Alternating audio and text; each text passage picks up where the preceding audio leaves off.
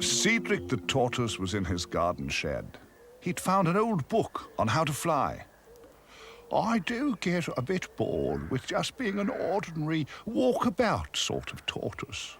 I wish I could be a flying tortoise, he said to himself. I wonder.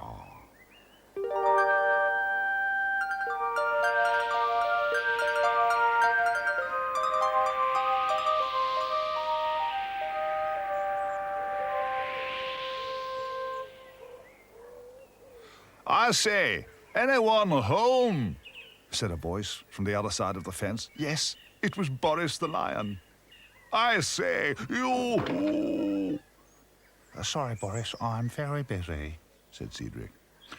Oh, I just called to see if you'd like to pop along to my birthday dinner and, I can't stop, I'm afraid. Important job. Got to finish. Before dark. Oh, well, do drop in when you've finished anyway.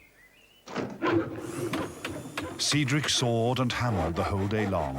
Hammered and sawed, sawed and hammered, till at last... Make way for the world's first flying tortoise. Blast off in 2 minutes and counting.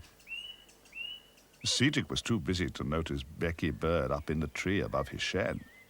To the launch pad. Becky Bird was having quite a laugh to herself. Tortoises can't fly.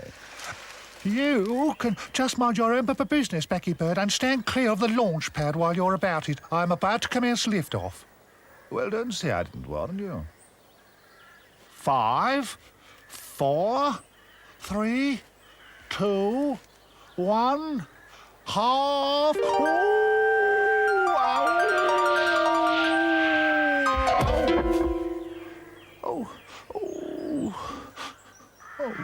I told you so, said Becky. Oh, dear, said Cedric. Look, if you really want to fly, get rid of those silly wings, get back on your launch pad, and away we go!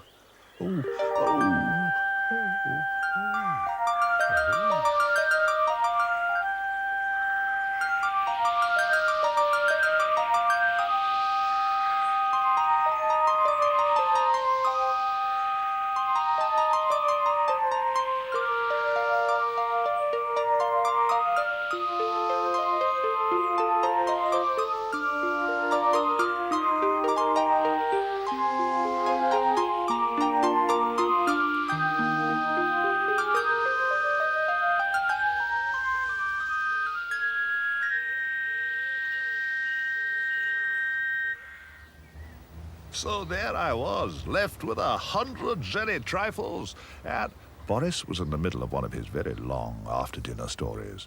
The animals were getting rather bored when... What's that? It's a strange bird, said Ferdy Fox. It's a plane, said Mrs. Bytte. No, it's not either. It's a flying tortoise, and he's just about to land in the... Trifle. You managed to drop in, then, said Boris. I wanted to learn to fly.